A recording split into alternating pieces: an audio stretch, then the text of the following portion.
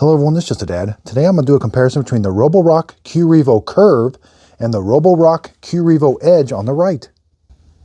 Now these things have a lot in common. It's basically going to come down to the looks of the base station. I'm going to show you the robots and talk about them, but the Qrevo Edge is kind of a square design. They've had a lot of Qrevos that look like this. The water tanks are easily accessible here on the top. But I love how the Curv looks. All you got to do is lift this up.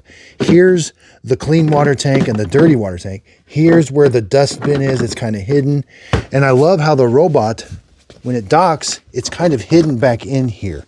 And this looks very, very nice. Where over here, it's kind of all exposed. The Edge is a little easier to clean the dock. Now, both of these got a Just a Dad sticker seal of approval. They both have spinning LiDAR on the top that does a really good job of mapping your house, reactive AI on the front, and they also have a video camera and they can take pictures. They got a flexible arm side brush that comes out in the corner. And again, both robots are going to vacuum your house. They both have the same dust bin. And the vacuums have 18,000 pascals of suction. If we flip the robots over, we can see they both have the same mop pads.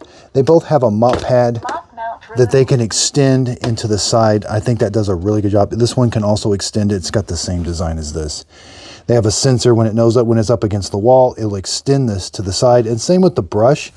They both have the split brush roller design. I think this works really well. You can see I've been using this one a lot. And there's no long hairs wrapped around. If it does wrap around, it is directed to the center where it's split and gets sucked up in. They both have a carpet sensor. They both have chassis lift.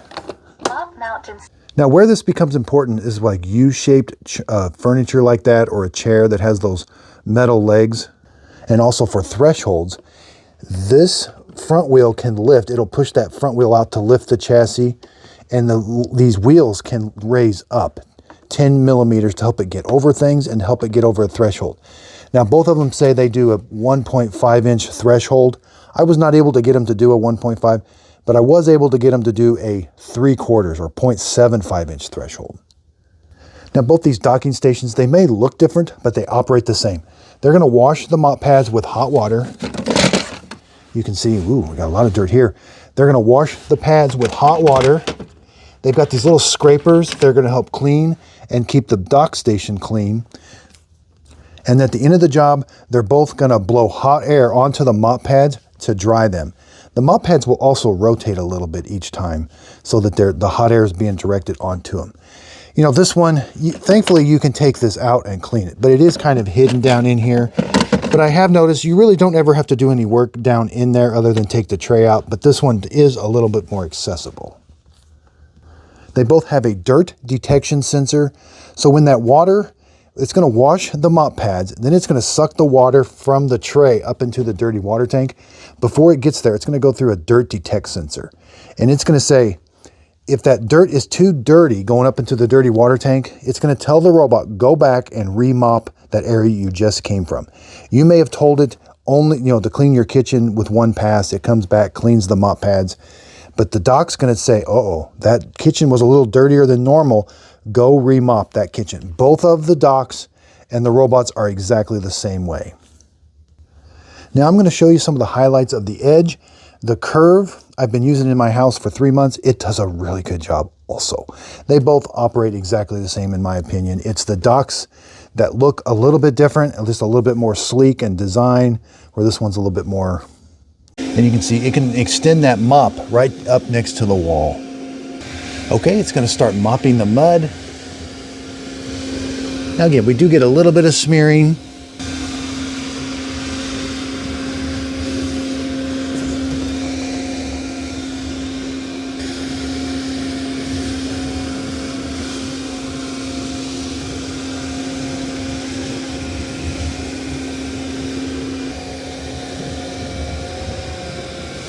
Okay, here it's going over it the second time.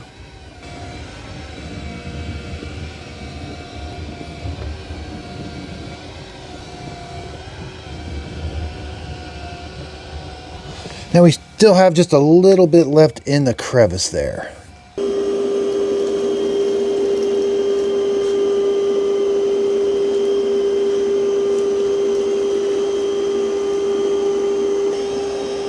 It's doing a pretty good job on the road.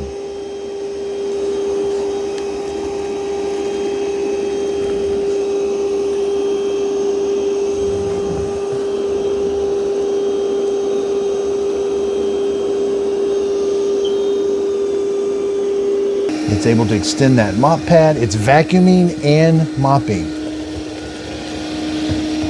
And it can extend that side brush into the corner. Wow.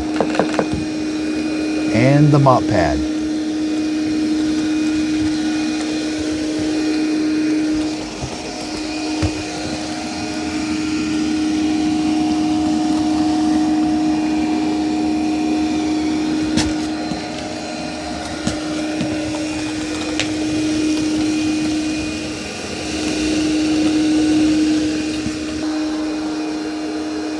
Looks like it's recognizing the obstacle. It's going to take a picture of it and avoid it. Yeah, it knows something's there. It got a little too close to it at first. And on the map, we can see it took a picture. There's the small, well, it didn't necessarily get that one, but this one, it got a picture of the toy. So I had no idea how similar these were. Now, somebody said in the comments that the wetness level, you get more wetness level with the curve or maybe the edge. I can't find it anywhere. You know, and right now the curve is $1,600, the edge is $1,300. You're basically paying for the design. There's, in my opinion, no difference with the obstacle avoidance. I mean, they're the same. They're just the same. Now, when you go under mop, I only see 3 levels or oh, there it is. I just learned some, dang. I hate when things are kind of hidden. Okay, so this is the edge and it goes all the way up to 30. I hate that. I hate it when it's not obvious. Now I feel terrible. I just did a couple videos on the edge and I didn't know about that wetness level. So sorry about that, but sometimes I learn during the videos. Okay, let's go to the curve. Now I do have a 3-month real world test coming up on the curve. Oh, let's see. Mop.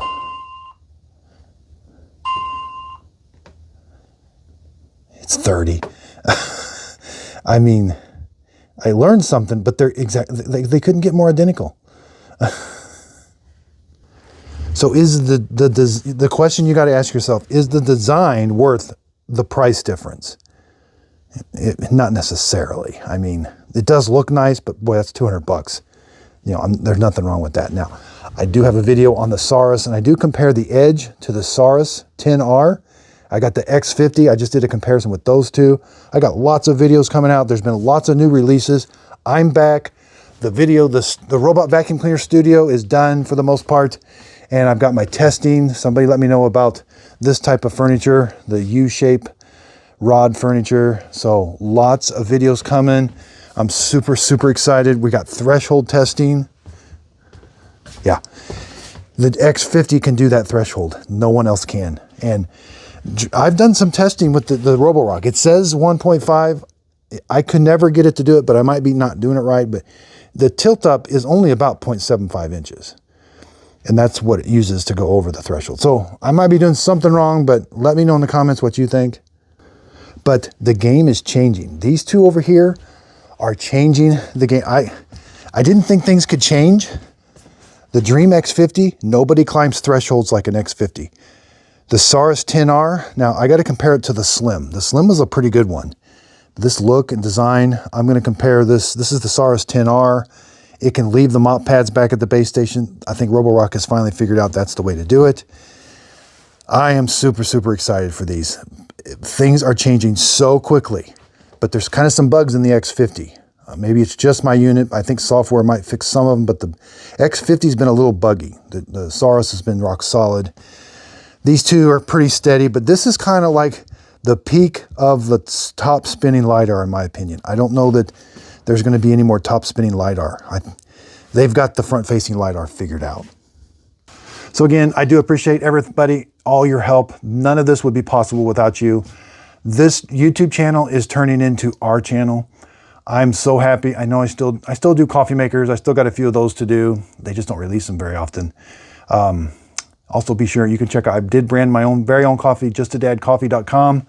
So be sure and check that out. But again, this studio would not be possible without you. The videos I'm doing are because of you and requests from you. I'm actually, you know, I'm going to start doing the MOVA, I think it is, on Amazon. It looks like a copy of Dream, but it looks like a legit company that's going to be around, I guess. So I'm going to start reviewing those. I got the new Eufy one coming. It looks a little gimmicky.